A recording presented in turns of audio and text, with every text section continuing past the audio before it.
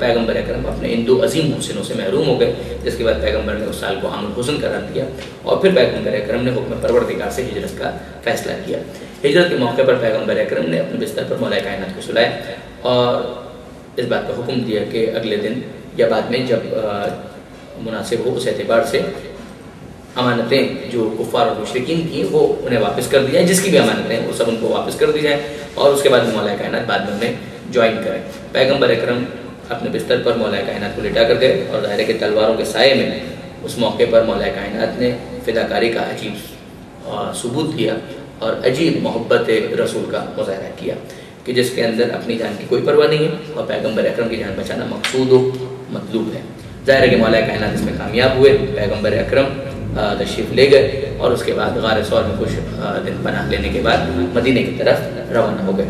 مولا کائنات اس دوران غار ثور کے اندر وقفے سے جاتے رہے، اس لیے انہیں معلوم تھا کہ پیغمبر اکرم وہیں پر ہیں اور مولا کائنات ہی پیغمبر اکرم کے لیے غذا وغیرہ کا انتظام وہاں پر فرماتے رہے۔ اس کے بعد پیغمبر اکرم تو مدینہ تشریف لے گئے، مولا کائنات نے امانتیں وغیرہ واپس کی اور پیغمبر اکرم کے اہل و عیال کو لے گئے، جن میں جناب سیدہ خود شامل تھی، اس موقع پر جناب فاطمہ بنت اسد شامل تھیں اور دوسری خواتین وغیرہ، ان کو لے کر مولا کائنات پھر امانتوں کو واپس کرنے کے بعد مدینے کی طرف روانہ ہوئے۔ راستے میں ان کو روکا بھی گیا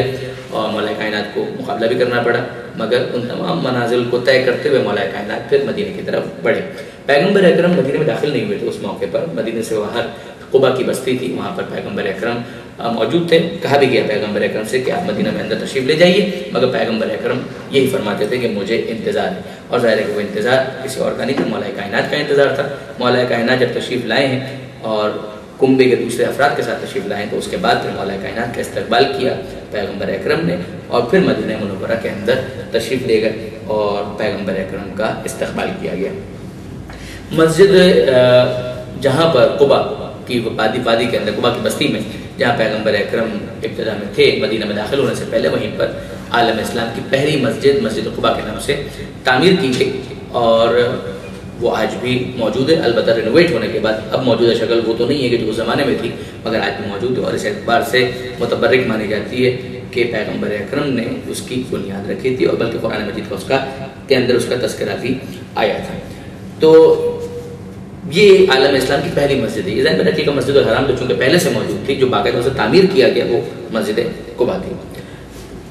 مدینہ کے اندر جب تشریف لے گئے پیغمبر اکرم تو کئی دوسرے مراحل جس کے اندر مواخات کا رشتہ جب قائم کیا، بھائی بھائی بنایا گیا، تو مولا کائنات کو پیغمبر اکرم نے اپنا بھائی قرار دیا۔ ویسے بھی چچا زاد بھائی تو تھے ہی، مگر مواخات کے رشتے کے تحت بھی اپنا بھائی بنایا۔ اور اس کے بعد جب مدینہ منورہ میں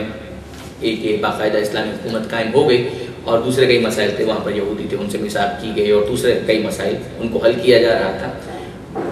ایسے میں مکے والوں کی طرف سے جو شورشیں اور پریشانیاں تھیں وہ بدر کی جنگ کی صورت میں ظاہر ہوئی اور عالم اسلام کے ساتھ پہلی باقاعدہ جنگ، یوں تو اگر آپ دیکھیں تو جنگ یا نقصانات پہنچانا یا تنگ کرنا تو پہلے سے مکی زندگی کے اندر تھا، مگر یہ مدنی زندگی کا جو دور اب شروع ہو رہا تھا اس دور کے اندر بدر کی لڑائی پہلی جنگ باقاعدہ جنگ کہی جا سکتی ہے، جو مدینہ سے کچھ فاصلے کے اوپر ایک جگہ تھی، ایک کنویں کا نام تھا اور وہاں پر وہ جنگ منعقد ہوئی۔ یاد رکھیے گا کہ اس بدر کی لڑائی کے اندر ظاہر مسلمان انتہائی قسم پرسی کے عالم میں تھے، نہ سواری کے جانور پورے تھے اور نہ ہی تلواریں اور زرہیں وغیرہ پوری تھیں، مگر ایسے نامناسب اور نامساعد حالات کے اندر بھی پیغمبر اکرم کے حکم پر سب کے ساتھ نکلے اور ظاہر ہے کہ ہر ایک کے پاس ثابت قدمی کا وہ حوصلہ نہیں ہوتا اور اس کے نمونے بھی ہمیں میدان کے اندر نظر آئے، مگر مولا کائنات جم کر لڑے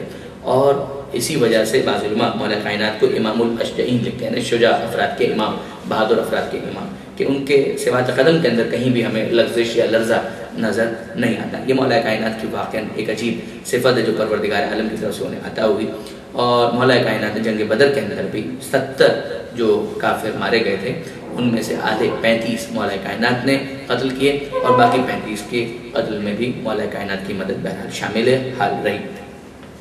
جنگ بدر کے بعد 2 ہجری کے اندر جنگ بدر ہوئی ہے رمضان کے مہینے کے اندر، اس کے بعد اگلے سال احد کے میدان میں مشرکین اور کفار مکہ مسلمانوں سے بدلہ لینے کے لیے احد کے میدان میں حملہ آور ہوئے اور وہاں پر پیغمبر اکرم دفاع کے لیے تشریف لے گئے اور وہاں پر وہ مشہور واقعہ پیش آیا کہ پیغمبر اکرم نے درے پر کچھ سپاہیوں کو مقرر کیا تھا، ان سے کہا تھا کہ کچھ بھی ہو جائے تو میں واپس یہاں سے نہیں اترنا، تم دیکھو جو بھی ہو جائے مگر یہاں سے نہیں اترنا ہے۔ انہوں نے اس بات کو قبول نہیں کیا اور جب مال غنیمت مشرکین اور کفار کو قتل کر دیا اور ہرا دیا تھا، تقریباً یہ جنگ فتح ہو چکی تھی، مگر جب فتح کے بعد مال غنیمت کو اٹھایا جا رہا تھا اور اسے جمع کیا جا رہا تھا، اس موقع پر درے پر موجود سپاہیوں کی غلطی کی وجہ سے خالد بن ولید جو ظاہری اعتبار سے بھی اس وقت تک ایمان نہیں لائے تھے اور کفار و مشرکین کے ساتھ تھے، ابو سفیان اور خالد بن ولید وغیرہ، انہوں نے جب دیکھا تو خالد بن ولید پیچھے سے گھوم کر اسی جگہ سے جو پیغمبر اکرم انٹیسپیٹ کر رہے تھے کہ کہیں ایسا نہ ہو جائے، وہی مسٹیک کرنے کی وجہ سے یہ مسئلہ ہوا اور خالد بن ولید نے حملہ کر دیا، وہ جو جیتی بھی بازی تھی وہ ہار کی طرف اور شکست کی طرف جانے لگی۔ اور اس کے بعد پھر جو انتہائی افسوسناک صورتحال تھی وہی کہ آپ اسے بتقاضۂ طب بشری کہیے جو بھی نام دیجیے، بہرحال اس موقع پر صحابہ کرام کی اکثریت جو ہے وہ پیغمبر اکرم کو چھوڑ کر چلی گئی اور احد کے پہاڑ کے اوپر باقاعدہ لوگ بھاگتے ہوئے نظر آئے اور پیغمبر اکرم باقاعدہ آواز دے رہے تھے کہ آؤ میری بات کو سنو، مگر پیغمبر اکرم کی بات کو نہیں سنا جا رہا تھا۔ اس موقع پر جناب حمزہ، جناب مولا کائنات اور کچھ اور مختلف دو چار صحابی جو پیغمبر اکرم کے آس پاس اپنے فداکاری کے جذبات کا اظہار کر رہے تھے، مولا کائنات نے اس موقع پر باقاعدہ دیکھا کہ پیغمبر اکرم کہاں ہے اور باقاعدہ ایک گڑھے میں پیغمبر اکرم زخمی ہو چکے تھے، ننانے مبارک شہید ہو چکے تھے۔ اس موقع پر پیغمبر اکرم کو وہاں سے مولا کائنات نے اٹھایا ہے، سنبھالا ہے، برآمد کیا ہے اور ان کی حفاظت کی ہے۔ اور جب پیغمبر اکرم انتہائی، چونکہ بہرحال پیغمبر اکرم غضب کے عالم میں اس اعتبار سے تھے کہ صحابہ کرام سے اس بات کی توقع نہیں تھی کہ وہ یہ اس انداز سے میدان سے چلے جائیں گے، لہذا پیغمبر اکرم نے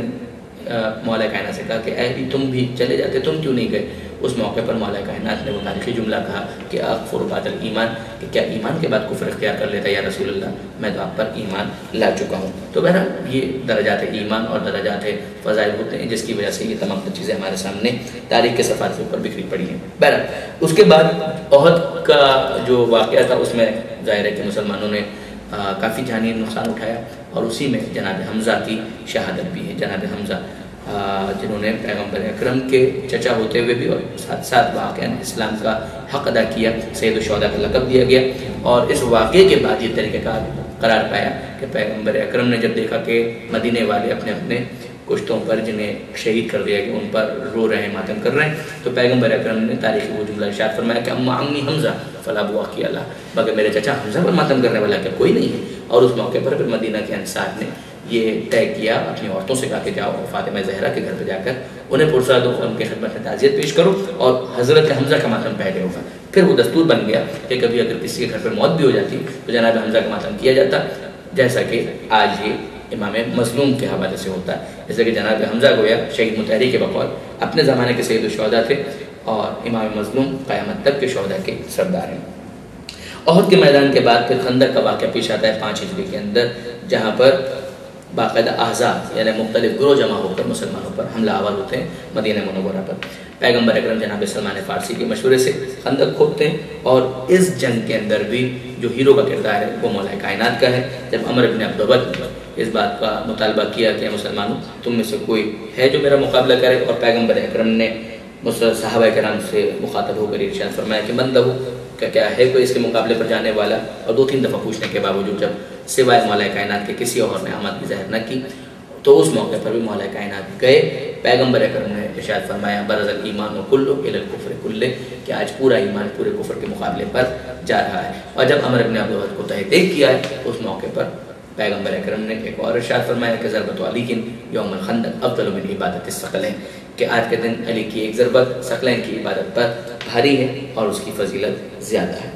یہ 5 ہجری میں خندق کا اہم واقعہ پیش آیا۔ 6 ہجری کے اندر صلح حدیبیہ کا واقعہ ہے اور اس کا پس منظر یہ کہ پیغمبر اکرم مدینہ سے مکہ کی طرف روانہ ہوئے اور ارادہ تھا عمرہ کا،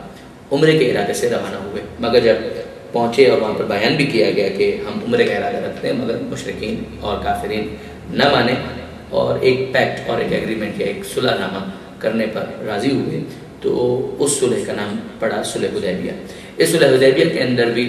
مولا کائنات کا کردار اس اعتبار سے بہت اہم ہے کہ مولا کائنات ہی کے قلم نے وہ دستاویز تحریر کی جسے ہم صلح حدیبیہ کی دستاویز کہتے ہیں۔ اس موقع پر ظاہری اعتبار سے چونکہ صلح کی کچھ دفعات بظاہر مسلمانوں کے خلاف لگ رہی تھی، لہٰذا حضرت عمر نے اپنے شک کا بھی اظہار کیا کہ آج مجھے جتنا شک ہوا ہے محمد کی رسالت میں اتنا کبھی شک نہیں ہوا۔ پھر بہرحال حضرت ابوبکر کے سمجھانے پر انہیں کچھ باتیں سمجھ میں آئیں، لہٰذا